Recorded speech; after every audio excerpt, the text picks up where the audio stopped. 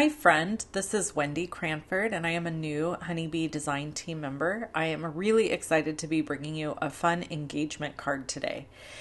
So today's card uses the lovebirds and the birdcage from the Lovely Layers dies. I absolutely love these dies and I've had them for a while, but I recently had a close friend of ours get engaged, and so I thought that it would be perfect to make an engagement card using these products.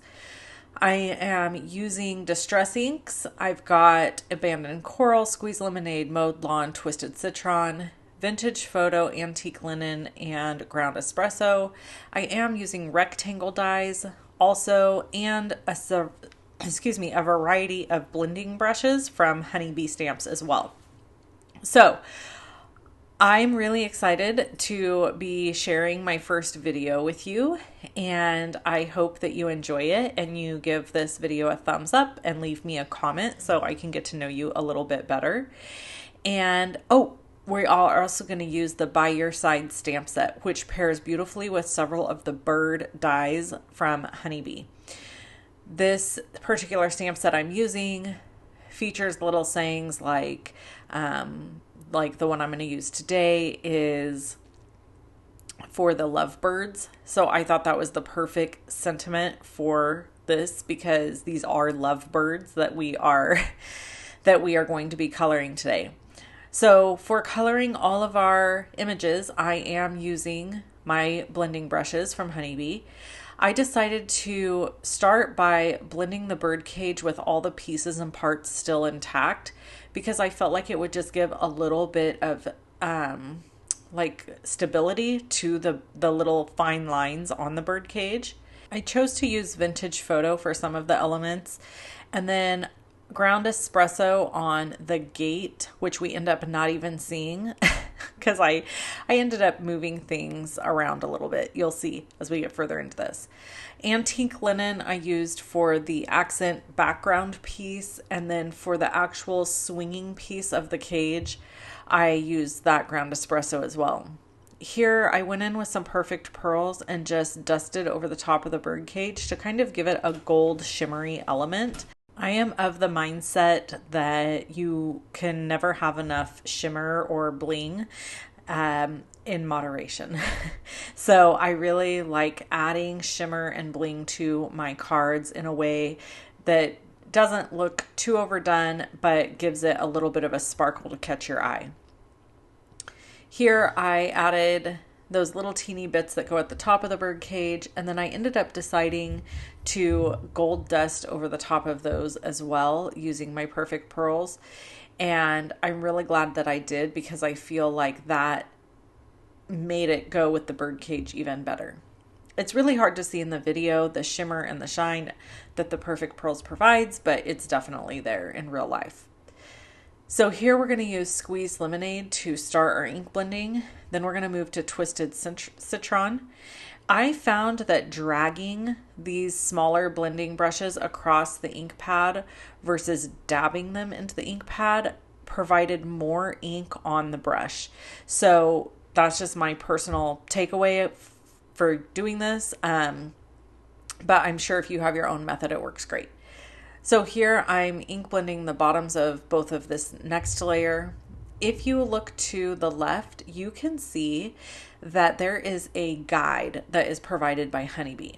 Now, I'm not 100% sure that they still provide these in all of their dies, but what I do know for sure is that you can go online to honeybeestamps.com and you can pull up any die that they have, and they will have a layering guide for you like this one. So I really lean into these layering guides because I'm not always sure what pieces go where once I've die cut them, and these layering guides are incredible. They are so useful and always clear. They're very clear, so I'm never confused about what parts or pieces go where or with what. After I got everything ink blended, I used my Be Creative glue from Honeybee to glue these pieces and parts together. Everything layered beautifully. I didn't have any problems with any of the layering, except that I did use a little bit too much glue on a few of them, but luckily this glue dries clear. So I was able to just kind of like dab it off with my hand, and you never even saw it after it dried. Next, I'm going to add the heads and then the little teeny pieces. So for those, I use a pickup tool to just put them in place. They are impossible for me to use just my fingers. I don't have that level of dexterity, and I have long fingernails, so I think that probably gets in the way as well. They're short, long nails, you know what I'm saying? So here we're going to add the beak, and then these birds are pretty much finished. We're going to add their feet later. And then I just have to add them to the inside of this little hanger, I guess we'll call it. And I frankly, I don't know the term for the inside of a bird cage, the thing that hangs in the middle. I have no clue what that's called. So maybe somebody here can educate me on that. And then we are going to just start layering all the pieces onto the bird cage. I just went and added dots of glue on all of the lines of the bird cage, and then I went ahead and adhered all those pieces down. Here, we're going to add the door to the bird cage, but we never use it. Well, you don't even see it, because here's what happens. You'll see me here trying to put this over the birds, and I just could not stand the birds to be covered. I just couldn't. I don't know what's wrong with me. I couldn't do it. So instead, I said, you know what? They're going on top. They're going in front of the bird cage, as though the bird cage is open and you're seeing inside of it. I don't know if it really gives that look, but in my head, that's what we're doing here. Then we just had to add the little feetsies to the bottom of the bird. I suppose if you wanted to be really technical, you could make it so the bottom of your bird goes in the back of the hanging bar, and the top of your bird goes in the front, and then you could put those feet pieces over the top of the bar. I'm not interested in being that fancy and technical with my card making. People get the gist, and that's what's important. I think that it's easy to end up taking away from our card making if we overthink things. Okay, this I'm really excited to show you. This is a hot foil plate from Honeybee, but instead of using it as a hot foil plate, I decided to use it as an embossing folder. So what I'm going to do is I'm going to use my Anna Griffin Impress machine, and I'm going to use the brown rubbery mat basically, and we're going to put the cardstock down first, the plate over it, and I actually kind of change it all around here in just a second. You'll see I flip this over, and then I realize, oh, I'm going to need a clear plate on top too. So we do a clear plate on the bottom, the foil plate face up, the cardstock over it, the rubber on top, another clear plate on top of that, and then we run it through the machine.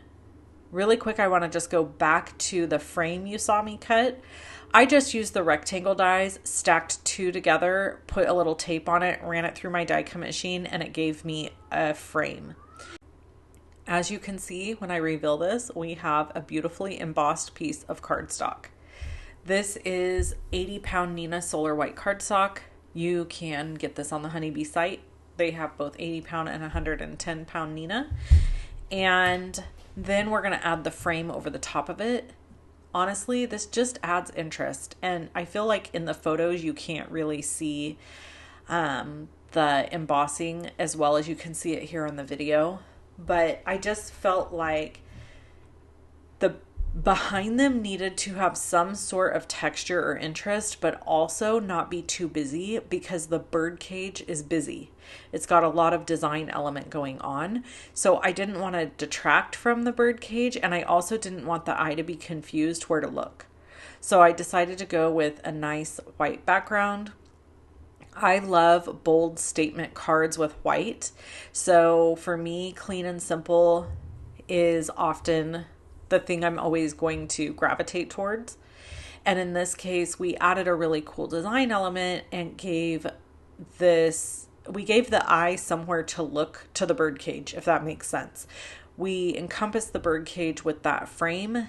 And so, it draws your eye really to focus in on it.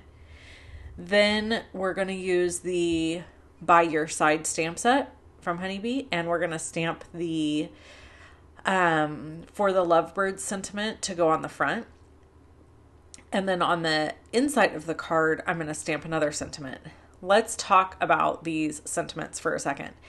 They are really cute. They're all kind of puns, like they're a play on words.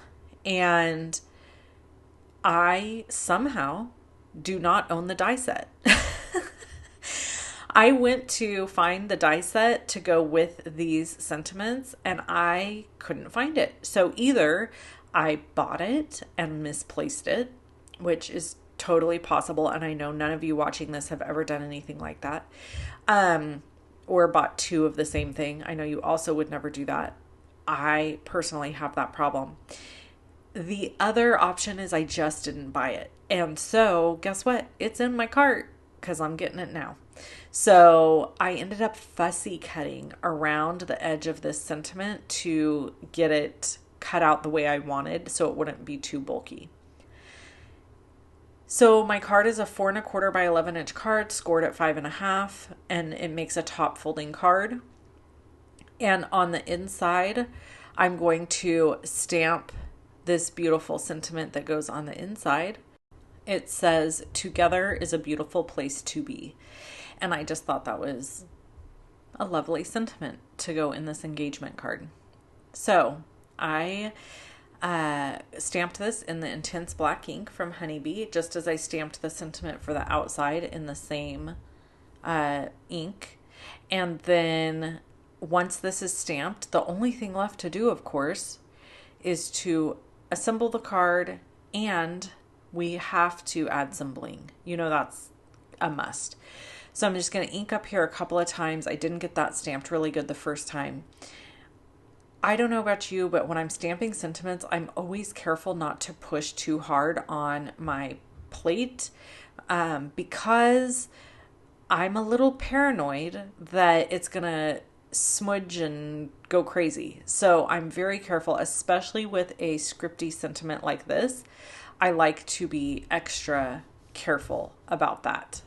Okay, so we've gotten the card adhered. I used foam tape to do that, so it's popped up, so there's some dimension to this card other than all the layers of die cutting, which is also very beautiful dimension.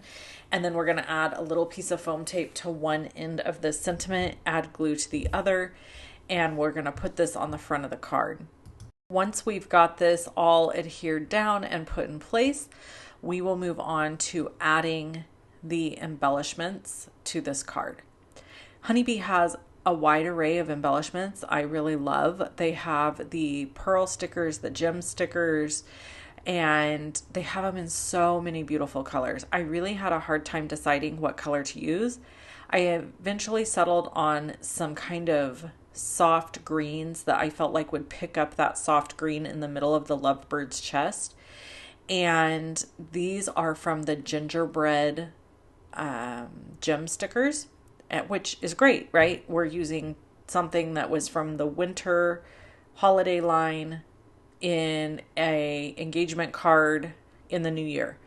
So I have several engagement cards that I need to make. Actually, I'm at the age where some of the young people around me are starting to get engaged. And so I'm realizing I'm going to need some more wedding / engagement type sentiments and things like that. For a long time, I didn't need anything like that. And here I am at the stage of life where the next generation under me is getting engaged. Oh, Lord. Anyways, here is the finished card. I hope you enjoyed it, and I'm glad you were here with me. Bye, friend.